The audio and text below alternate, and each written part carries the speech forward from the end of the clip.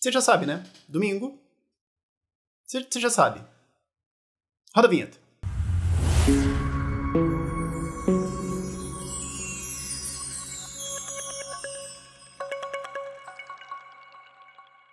Vamos lá para o nosso querido Respostas Radicais de Domingo. Eu tô gravando na sexta-feira, porque amanhã eu vou estar palestrando em São Carlos.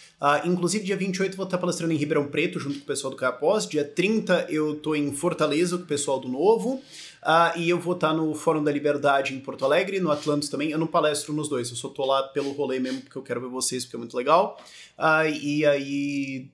fim de abril, né, 22, 23, alguma coisa assim, tem a LibertyCon Portugal. Então, quem estiver assistindo da Europa, vamos lá. Links estão todos no nosso Instagram, do Ideias Radicais. Se você quiser ver lá, tem todos os códigos de desconto e tudo mais, é isso. Então, como eu falei, tô gravando isso aqui na sexta-feira. Se entre eu gravar isso aqui sexta-feira, 3 horas da tarde, Fúria 2-0 contra Fluxo no playoff de CBLOL, se entre agora e o fim quando você tá vendo esse vídeo, Deutsche Bank quebrou, eu não sei. Eu acho que eles vão deixar pra quebrar ali no fim de semana. Mas por enquanto, vamos com as perguntas de vocês em nenhuma ordem de importância muito específica. Vamos lá. Pergunta do William Lee Chris. Legal, cara. William Lee Chris. Legal. Quem tem o poder de revogar leis municipais e por que não se fala muito sobre isso?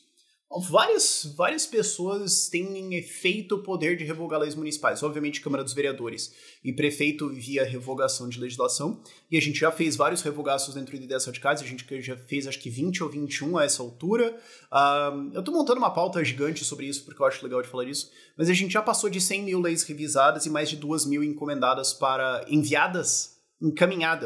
para revogação, então dá para fazer isso via os revogaços. E assim, você pode achar que 2% é pouco, mas é porque a parte efetiva de leis da cidade que de fato fala sobre alguma coisa da sua vida é uns 10, 15% da legislação. Então a gente tá revogando tipo 1 em 8, alguma coisa assim, na pior das hipóteses. Então é bastante coisa. E sendo honesto, cara, desses revogaços, metade das leis revogadas é só tipo, não pode usar chapéu dentro de farmácia, supermercado, etc. É uma lei de 1974 e você fica tipo, né?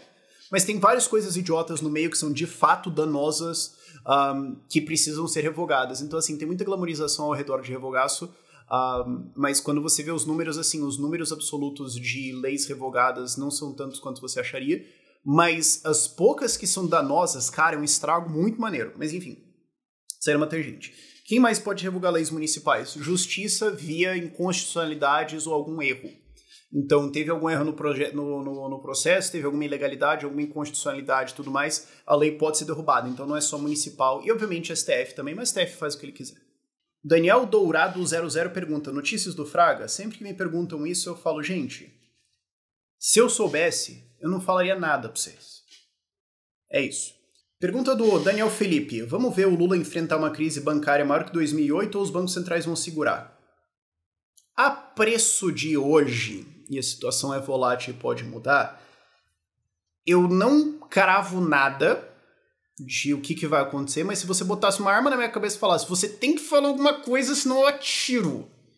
Eu ia falar, cara, eu acho que os bancos centrais vão imprimir pra caramba o que eles precisarem, o que for, loucuragem, eles não vão deixar isso aí cair, eles vão tentar reinflar uma bolha. Agora, não existe um cenário, isso aqui eu dá pra cravar, não existe um cenário onde a economia mundial volta crescendo voando. Isso não existe.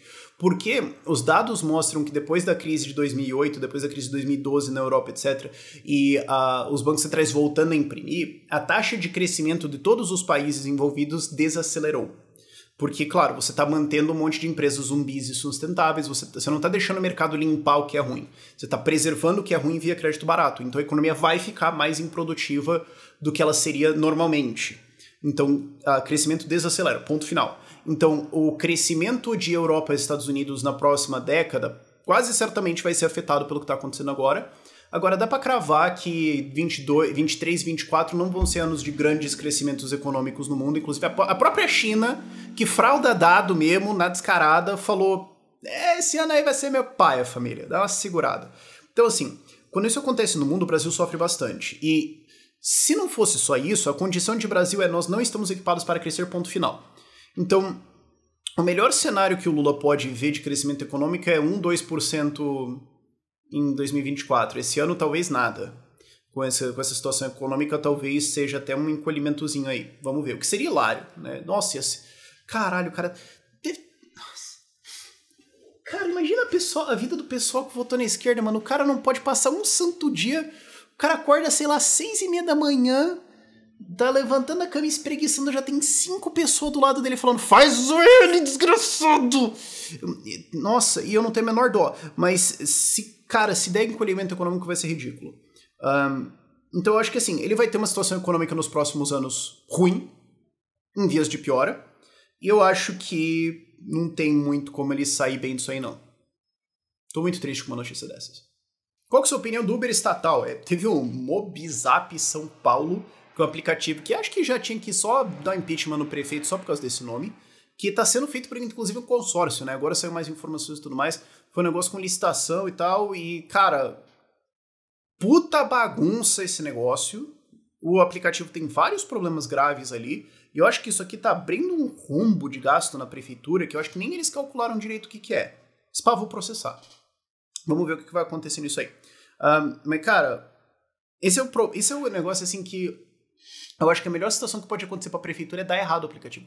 Porque se der certo, o passivo que eles vão pegar de previdenciário disso, de risco jurídico disso aí, e de possíveis prejuízos da empresa e tudo mais, cara... E, assim, isso aqui inaugura um novo mercado de uma ideia velha, que, assim, ônibus municipal é concessão. E aí o que acontece? Tem uma ou algumas empresas que têm as concessões da prefeitura e os caras ficam lá pendurados o tempo todo, pra sempre, cara, nossa. Dá problema no negócio, a prefeitura tem que bancar o prejuízo das empresas, tem que assumir dívida, tem que fazer não sei o quê, porque o reajuste de preço e tudo mais. Os caras ficam lá parasitando a prefeitura. Então eu acho que tem potencial de virar isso aqui, péssima ideia. Heitor William, quero achar pessoas que têm uma visão de liberdade na universidade, mas aqui não tem o JL, SFL e IFL. Mas IFL não é universitário, IFL é empreendedores, Se bem que tem o IFL jovem, né? Mas não é foco no universitário, é foco em empreendedores ou lideranças mesmo. Mas o JL e SFL seria o caso. William, vou te falar um negócio. Você sabe. Fala pra mim, cara, você sabe que eu ia te falar isso. Tu perguntou assim... Eu não sei se você perguntou porque você queria ouvir isso ou porque você tá na dúvida. Então assim, queria achar pessoas na universidade aqui que tem uma visão de liberdade, mas não tem. Abre tu. Tem você. Então contata o JL, contata o SFL e fala, eu queria trazer um negócio pra cá. Aí você vai criar o negócio e em uma semana vai aparecer um pessoal aí. Você vai tomar umas 35 notas de repúdio da esquerda te chamando de fascista nazista. Você vai fazer vários amigos por causa disso. E aí vamos lá e eventualmente a gente marca um evento e eu vou palestrar aí. Vai ser do caralho. Pergunta do João Gabriel. Vai mudar pra São Paulo mesmo com chances altas do Bolo virar rei? Cara, alguém tem que parar esse cara, né, mano? Eu vou pra São Paulo mesmo. Lá pra maio eu já devo ter mudado pra lá. Vou concorrer a vereador lá em 2024 e, cara... Alguém tem que parar esse cara. Alguém vai ter que ser a pessoa que vai fiscalizar o orçamento de uns 100 bi, que é São Paulo.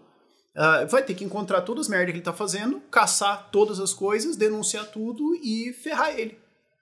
E eu entendo que isso aí vai ser o meu trabalho se eu for eleito como vereador em 2024. Né? Se o Boulos for eleito, infernizar a vida dele com auditoria, com fiscalização... e impedir, seja lá o que for que ele vai tentar fazer, quem sabe colocar o pedido de impeachment, e se outro for eleito, basicamente a mesma coisa também, não vai mudar muito, é só que no Boulos, obviamente, eu vou fazer com um gosto muito mais profundo. Esse aqui é o clássico, se tem placa, tem história. E eu acho que muita gente vai simpatizar. Mas eu acho que também é só um desabafo mesmo, eu não sei se o cara estava realmente procurando uma resposta aqui, mas eu não vou nem falar o nome, porque vai que dá um exposed aqui, né, mas... Um drama não falado do liberal libertário brasileiro é pegar soça e às vezes umas reacinha? Eu não consigo. Porque é o meu trabalho, a minha vida, que eu sou, não rola. Se não tá alinhado, não rola e fim. Acabou a conversa aqui. Ok? Agora outros, eu não sei como é que vocês conseguem, honestamente. Não entra na minha cabeça. Mas eu suponho que eu consigo entender, de alguma forma, que às vezes a gente precisa fazer isso na vida. Mas assim, né, a pessoa mandando a pergunta é um homem. E às vezes eles estão falando assim, pô, é porque tem pouca mulher no movimento. Mas eu também ouço de mulheres no movimento que assim, porra, mas tá difícil. Então, eu não sei se é um problema de assimetria de números ou de, sei lá, cara, os homens do movimento também precisam melhorar o jogo, sabe? Só dessa chamada de atenção pública aí, o pessoal podia estar um pouquinho melhor, viu? Porque mulheres do movimento estão reclamando. Então, Pergunta do Vitor Soares. Previdência quebrada na França justifica a canetada do Macron? Para quem não sabe, o Macron decretou, foda-se, a idade de aposentadoria da França subiu de 62 para 64, o que já estava defasado em relação à Europa, já era mais baixo do que o resto da Europa, mas é porque a população está envelhecendo, a previdência deles vai quebrar e não tem o que fazer, acabou. É isso. Então, assim, era isso ou a França quebra. Ah, mas não tinha os votos para passar. Não, aí ele decretou, sim. É o que tinha que fazer para resolver. A alternativa era falir. E eu tô, depois da eleição do Lula, cara, eu tô com um coração muito mais aceleracionista. Eu tô muito mais tipo, não caneta não. Deixa quebrar. O pessoal vai aprender. Você fala, não, vamos tentar fazer responsabilidade fiscal aqui, vamos resolver o negócio. Não, a gente não quer, a gente quer caos. Não, tá bom. Quebrou. E agora você não vai receber aposentadoria. E eu também não vou pagar. Tá feliz?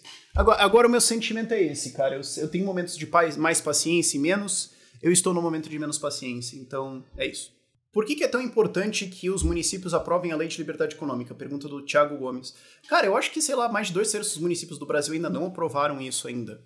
Cara, é importante porque, assim, funcionamento básico de pequenas empresas, que é quem emprega quase todo mundo e quem gera boa parte da renda do Brasil.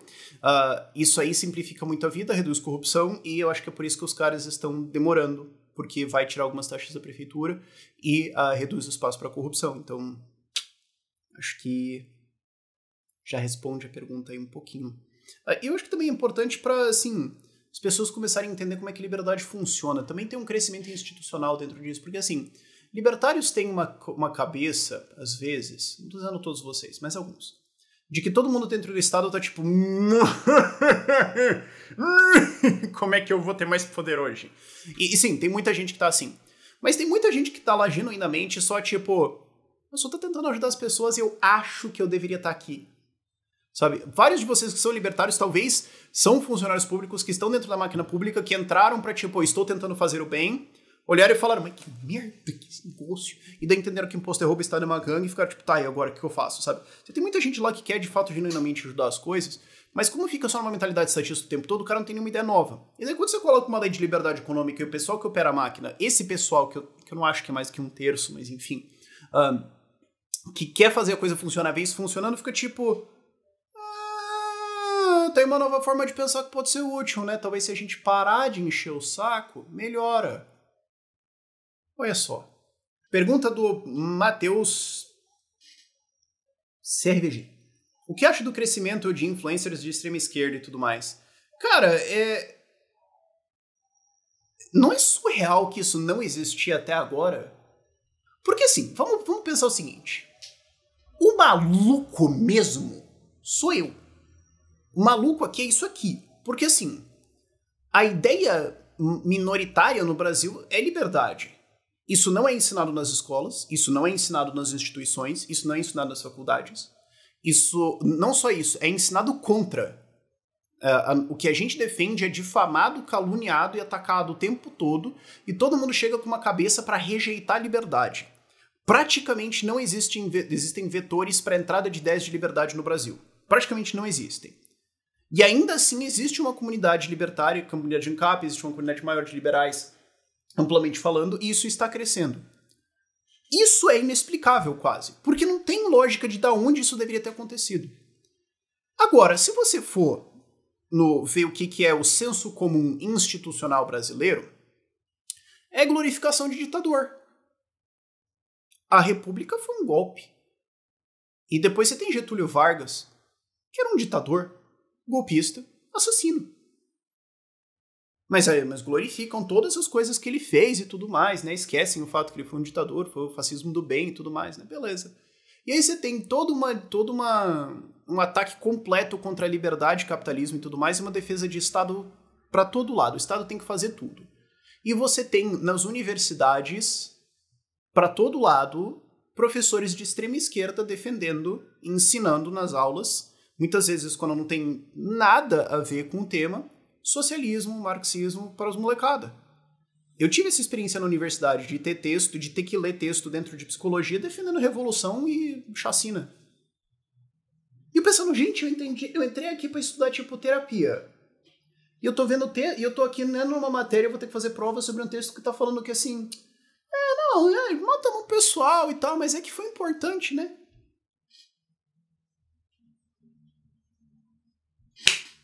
Eu tive professor defendendo ditadura em sala de aula e usando as aulas dele para recrutar gente para a campanha dele de vereador, que perdeu todas as vezes, inclusive toda vez que tem eleição municipal, eu vou lá ver se ele perdeu. Uma das primeiras coisas que eu faço me dá uma alegria tão profunda no meu coração. Mas é normal isso nas universidades, a defesa de ditadura de esquerda, de extremismo, genocídio, paredão, censura, é normal. É normal dentro das escolas. Então não é surreal que só no ano passado, ou retrasado, que começou a ter essa galera, que a primeira onda foi libertários e ANCAPs e tudo mais, e depois chegou esse pessoal completamente atrasado, porque assim, o que era pra ser é pra esse pessoal dominar a internet completamente, porque eles já dominam a educação, eles já dominam mídia, eles já dominam tudo essas porcaria. É só ver, cara, assim, protesto de comunista na frente do MASP, com um monte de símbolo de comunista defendendo ditadura, tacando fogo em imagens do Roberto Campos para fazer protesto contra o Banco Central. Poxa, veja bem, né? Porque são forças democráticas que estão representando aqui e tudo mais, né?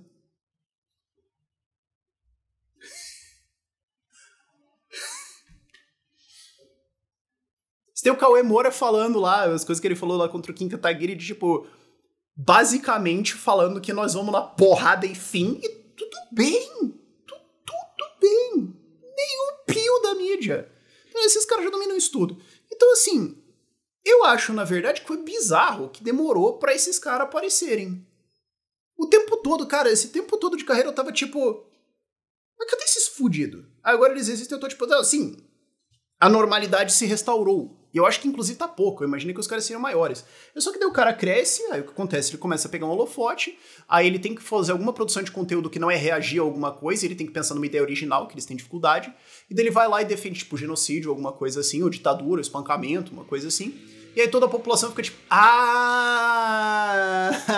tá bom, é só um Zezinho Paredão, beleza, ok. Eu acho que é isso que segura os caras, mas... voltamos à normalidade. Eu não me surpreende que a gente esteja assim, inclusive eu acho que vai piorar. Faz parte. Próxima pergunta. Por que o libertarianismo não é tão forte nos Estados Unidos? Libertarianismo não é tão forte nos Estados Unidos? Disputa a pergunta. Mas eu acho que o cara tá perguntando assim, tipo, de não ser tão organizado mais, porque assim, é o país originário e tal. E assim, a minha resposta pra isso é sempre pessoas, é quem fez acontecer, ou não quem não fez. Não tem, eu acho que cultura não é um fator tão grande, porque eu já vi várias culturas diferentes abraçando liberdade. Desastre econômico também não é argumento. Eu acho que nada disso é argumento. Eu acho que assim, aqui no Brasil teve muita gente foda pra fazer isso acontecer, em alguns outros países teve também, e sei lá o que aconteceu nos Estados Unidos. Mas a resposta é sempre gente. Pergunta do Fanron, acho que é isso. Qual é a do último capítulo de Road to Serfdom defendendo um governo global com polícia própria? Nessa o Hayek viajou. Eu tenho uma leitura comentada de muito tempo atrás, que é sobre o caminho da servidão, que nesse último capítulo falou... Mano, aqui ele falou... merda, e tá tudo errado. Fim. É basicamente isso. Pergunta do AFN Júnior. Acredita numa boa... Aqui complicou, hein? A pergunta já é complicada. Aí o cara mete um boa ainda, pra dificultar. Acredita numa boa reforma federalista nos próximos 10 anos?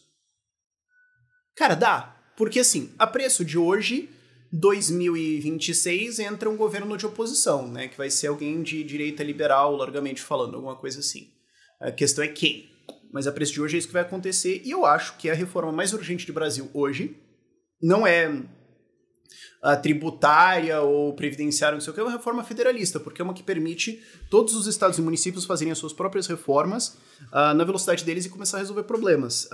Eu acho que isso deveria ser a prioridade de um próximo governo, deveria ser isso, reconhecer que ele não vai estar sempre lá, vai voltar à esquerda no poder eventualmente, então você tem que passar o poder para estados e municípios para eles poderem estar vacinados contra isso e deixar ter uma variedade bem grande. E, inclusive, 26 eu quero, como eu falei, eu quero concorrer a vereador em 24, e 26 eu quero ir a deputado federal, vamos ver as coisas. Cara, 3 anos muda muita coisa, eu suponho, né? 3 anos atrás eu não queria nem saber disso. Mas, cara, se eu for a federal em 26, minha pauta vai ser isso. É uma pauta que meio que, assim, ninguém se importa, um pouco. Não é tão popular assim, acho que vai ser a nossa pauta entre a gente, vai ter várias outras coisas. Mas eu acho que se eu tivesse que escolher uma coisa pra, tipo, bora, é isso. Reforma federalista, e é possível sim num próximo governo, especialmente porque eu acho que a discussão está crescendo muito, governadores e prefeitos estão gostando muito mais desse assunto. Mesmo os que não são liberais, eles só estão tipo, então eu posso fazer mais coisa. Bora. Pergunta do Igor Lisboa. Eu ia falar Lisboa, Igor, mas daí eu saquei que é Igor Lisboa. Hoje, se você fosse sair do Brasil por não tancar mais o Bostil, pra onde você iria? Aliás, se você quiser ajuda pra sair do Brasil, link tá na descrição aqui, tá? A gente tem um monte de materiais gratuitos lá, tem artigos, tem e-books, tem um monte de coisa, não é só consultoria, tá? Mas pra onde eu iria? O pessoal geralmente acha que Estônia, mas assim, gente, eu tenho distimia, eu tenho problemas com depressão. Eu não posso estar num país que tem um inverno longo pra caramba, sabe? Não dá. É um risco de vida. Não faria isso. Dá pra ir no verão? Dá pra ir no verão, dá pra dar o rolê, mas eu não moraria lá. Pra onde que eu iria? Cara, eu vou pra Portugal agora, fim de abril, né, pra Liberticon lá, e eu quero entrar em contato com o movimento libertário de lá, ver o que tá acontecendo. Porque se pá, dá pra ir pra lá, né? Se der tudo errado aqui, vamos no outro que já tá também tocando o negócio, vou ajudar os caras. Pode ser, talvez, então, Portugal? Não sei.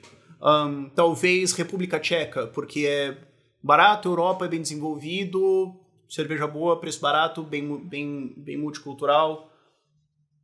Talvez Estados Unidos. Talvez? Será Estados Unidos? Nunca fui. Sei lá, eu tenho um desinteresse pelos Estados Unidos que eu acho tão curioso. Eu não consigo explicar, mas é o que eu fico tipo tão, né, sobre eles. Eu faço um vídeo de por que a esquerda é contra a masculinidade e, sei lá, dou 2, 3 respostas no Twitter zoando. E começa a vir uns negócios que eu fico tipo, mano, existe um mundo onde essa pergunta é séria, cara. Não sei. Você realmente virou migtal? Não! Mas é curioso como na internet às vezes você faz uma coisa ou duas e alguém conclui tipo, isso quer dizer que você na verdade era secretamente corintiano trabalhando com os interesses da Eslováquia para a redução de, sei lá, formigueiros na Bolívia? Eu não acredito, porque tudo isso me leva a concluir que é isso que aconteceu. E você fica tipo... Sexta-feira, 2h da tarde, você já sextou tanto que você mandou essa pergunta. Uau! Calma, cara. Pergunta do Marcelo Amadeu, que tá com cara de uma pergunta com intenções. É possível virar vereador sem dinheiro? Já tivemos um vereador apoiado, foi o Felipe Tesman, que ele se elegeu vereador lá em Tubarão, Santa Catarina, com 0 unidades de dinheiros. Eu tinha uma grande rede de contatos. Inclusive, o filho da puta, eu falei isso pra ele. Eu falei, Tesman, tu é maluco. Uma chuva bem colocada acabou a sua campanha. Ele não tinha um Excel, ele tinha um caderno físico. Ele não tinha um Excel. Eu falei, se molhar esse caderno, molhou tua campanha. Você tá louco. Mas ele fez assim. Conhecia já um monte de gente, tinha vários negócios, várias coisas assim. Fiz uma campanha de 45 dias ligando pra pessoas, pedindo voto, se elegeu com 0 pilas. É possível. É possível você se eleger em cidades de 120 mil habitantes ou menos. A minha linha de corte de 120 habitantes, eu acho que é 80 ou 90% das cidades brasileiras é menor que isso. Eu não lembro se era 80 ou 90, mas enfim. É possível você eleger nessas cidades com menos que 10 mil reais, o que é o equivalente a sem dinheiro, eu diria. Quase, porque é muito pouco para uma campanha. É perfeitamente possível. Não é fácil, mas dá. Se você quer isso, né, você tá pensando assim, o meu objetivo é ser eleito com 0 reais, dá para executar. Não é fácil, mas já vi acontecer. E se você fala assim, cara, meu orçamento é pequeno, 5, 10 pau pra fazer uma campanha na cidade de 50 mil habitantes. Dá pra fazer. Você capta o resto e tudo mais, é possível. Ou talvez o cara tá tentando se eleger só pelo meme com 0 pila. Pode ser, esse é o desafio. Não sei. E por último, Caio Faleiros, não é nenhuma pergunta, né, eu só queria citar aqui. Vou apresentar monografia hoje sobre homeschooling. Me desejo boa sorte. Bom, provavelmente enquanto eu tô lendo isso aqui já foi, então não sei o que aconteceu. Mas fico feliz que tem gente pesquisando, se envolvendo nisso para apresentar estudos, para influenciar, para ter embasamento. Porque assim, vamos ser sinceros, a academia vai cagar para o que você tá escrevendo. Tipo, a academia mesmo, assim, o debate técnico e tudo mais, não se importa. Porque a minha experiência de quase 10 anos de debate de homeschooling não importa qual seja a quantidade de artigos, evidências, etc. que você apresente, o outro lado simplesmente vai falar: mas eu acho que não pedófilo, e acabou a discussão. Não interessa quantos artigos ou dados você apresente. O lado acadêmico acha isso e acabou.